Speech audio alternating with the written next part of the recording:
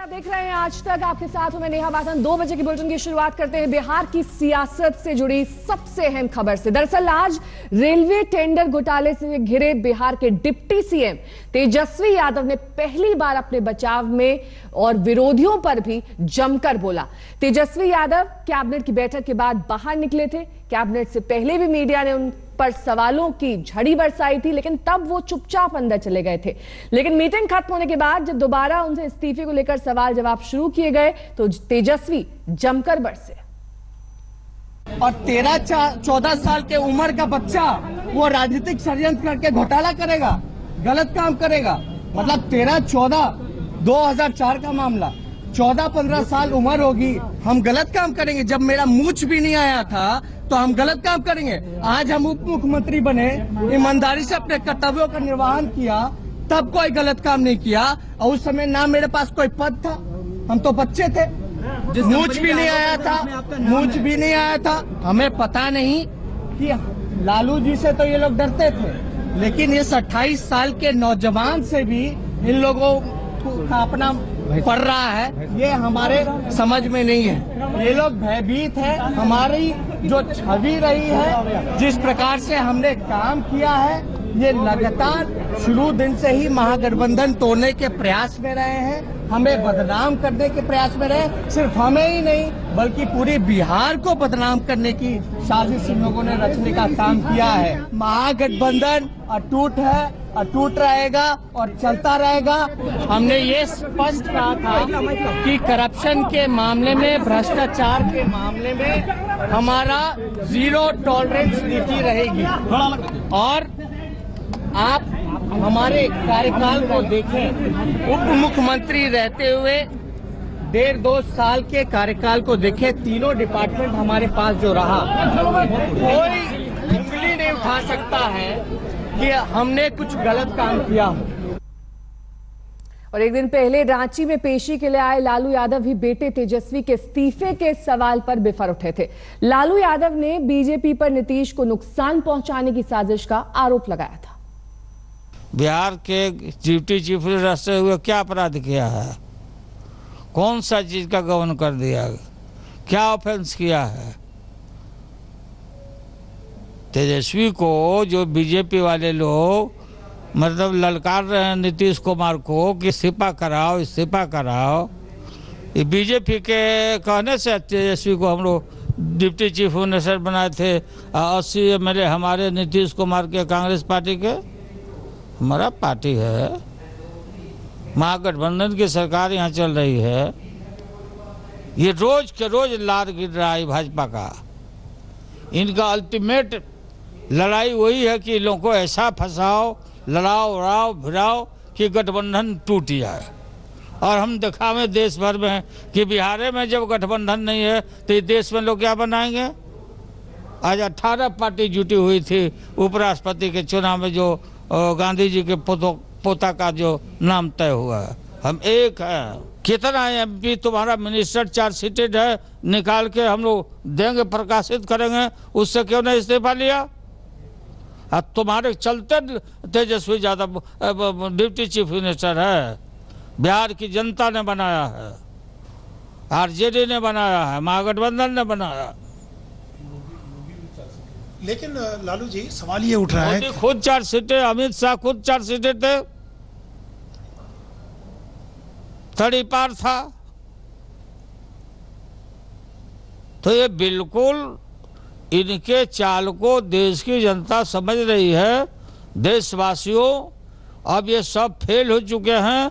तो इस तरह से भ्रष्टाचार एक जगह से तो भ्रष्टाचार मिटाना चाहते हो, भ्रष्टाचारी हम लोग हैं, और तुम सदाचारी है। और बिहार के बाद अब बात जम्मू कश्मीर की करेंगे, जहां पर बडगाम में अमरनाथ यात्रियों पर आतंकियों ने हमला किया। उसके बाद आतंकियों के खिलाफ भारतीय सेना को बड़ी कामयाबी मिली है और घाटी में 3 आतंकियों को मार गिराया गया। ये तीनों ही आतंकी हिजबुल के हैं।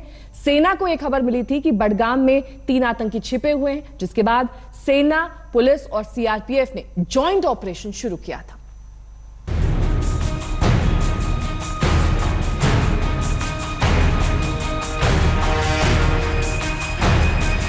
कश्मीर में दहशत फैलाने वाले ये आतंकी मिट्टी में मिला दिए गए। सुरक्षा बलों ने मुठभेड़ के बाद इन आतंकियों को मार गिराया। सुरक्षा बलों ने जिन आतंकियों को ढेर किया है उनमें से 2 जावेद शेख और आदिल बडगाम के रहने वाले थे और तीसरा आतंकी सज्जाद श्रीनगर का रहने वाला है। आतंकियों से ये मुठभेड़ बडगाम के रुद्रवोड़ा इलाके में कल देर शाम शुरू हुई थी।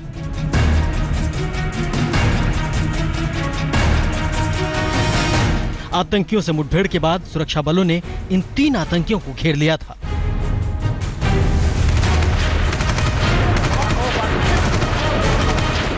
अमरनाथ यात्रियों पर आतंकी हमले के बाद सुरक्षा बलों ने चप्पे चप्पे पर आतंकियों की तलाश में जबरदस्त ऑपरेशन छेड़ रखा है।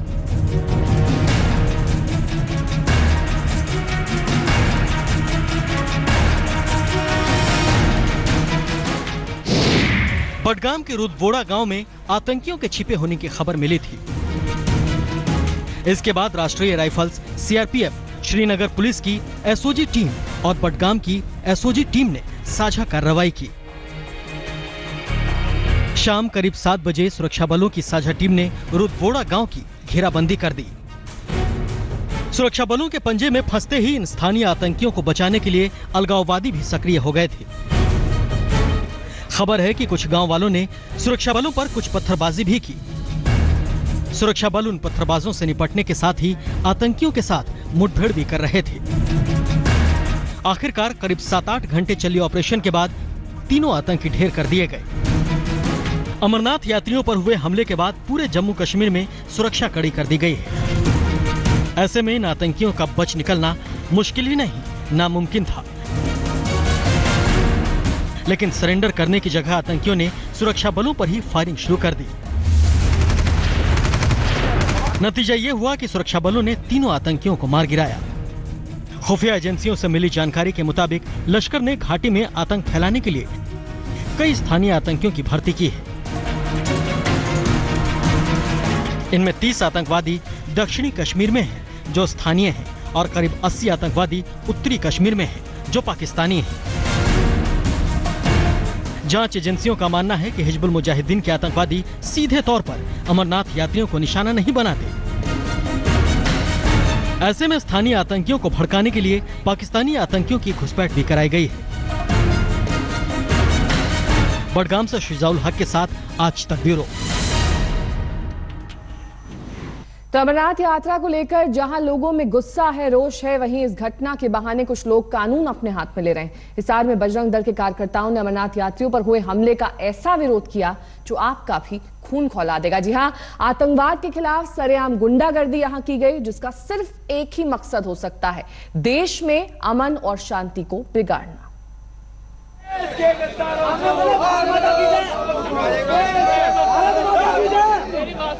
भारत माता की जय बोल, भारत माता की जय बोल, तो पहले भारत माता की जय बोल।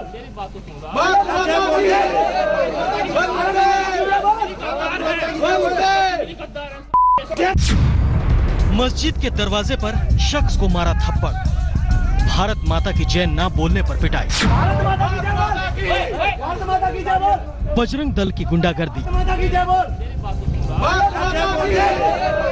यात्रियों पर हमले का ये कैसा विरोध। इन तस्वीरों को सिर्फ गुंडागर्दी नहीं कहा जा सकता, ये आतंकवाद के विरोध में एक अलग तरह का आतंकवाद है। तस्वीरें हिसार की हैं, जहां चंद धर्म के ठेकेदार या यूं कहें खुद को राष्ट्रवादी बताने वालों के चेहरे बेनकाब हो रहे हैं।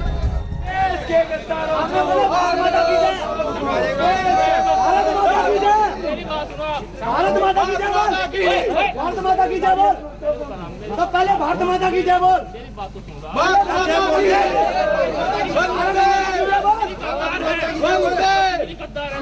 क्या बोलते हैं? भारत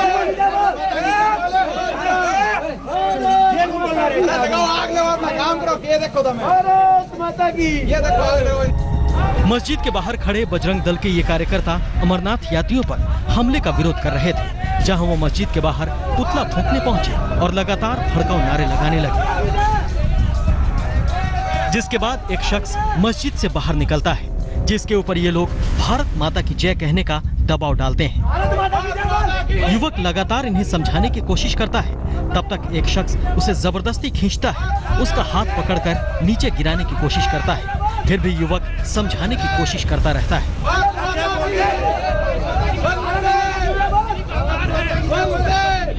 युवक पर लगातार भारत माता की जय बोलने का दबाव डाला जाता है और अमरनाथ यात्रियों पर हमले को लेकर सवाल किए जाते हैं, जिसके बाद युवक कश्मीरियों को गद्दार तक कह देता है। इस बीच बगल में खड़ा एक और धर्म का ठेकेदार उसे थप्पड़ जड़ देता है, जिसके बाद मामला बिगड़ता देख शख्स मस्जिद के अंदर जाने लगता है। छत्तीसगढ़ में सरकारी कर्मचारियों और अधिकारियों को मनमाना बच्चे पैदा करने की छूट दी जा रही है, यानी अब वो 2 बच्चों के बंधन में नहीं बंधे हुए हैं। रमन सिंह सरकार ने सरकारी मुलाजिमों के लिए नियम में बदलाव कर दिए। छत्तीसगढ़ में जो सरकारी अफसर या कर्मचारी अब तक 2 बच्चों के बंधन से बंधे थे, वो इससे आजाद हो गए हैं। अब वो 2 रहते हुए 4 की 4 दीवारी पार कर सकते हैं। मर्जी उनकी है कि वो कितने बच्चे चाहते हैं। रमन सरकार ने कैबिनेट की बैठक में शासकीय सेवाओं में काम कर रहे लोगों पर लागू अधिकतम 2 बच्चों की पाबंदी खत्म कर दी है, यानी सरकारी कर्मचारी अब जितने चाहें उतने बच्चे पैदा कर सकते हैं। ये फैसला समान रूप से सभी धर्म और जाति पर लागू होगा। आज के समय पर अब ये दिक्कत नहीं है, लोग शिक्षित हो गए हैं और वैसे ही अपने परिवार का नियोजन करते हैं, तो इसलिए इस कानून की नियम की आवश्यकता नहीं है। और इसके कारण कुछ ऐसे लोग भी जो बेकसूर थे, वो भी इसके माध्यम से उनको परेशानियां खड़ी हो रही थी, और इसलिए कैबिनेट ने निर्णय लिया कि अब ये जो नियम है वो अप्रासंगिक है। जो छत्तीसगढ़ सरकार के सेवा भर्ती नियम है, उससे इसको अलग किया गया है। छत्तीसगढ़ में सरकारी कर्मचारियों की संख्या करीब 17 लाख है।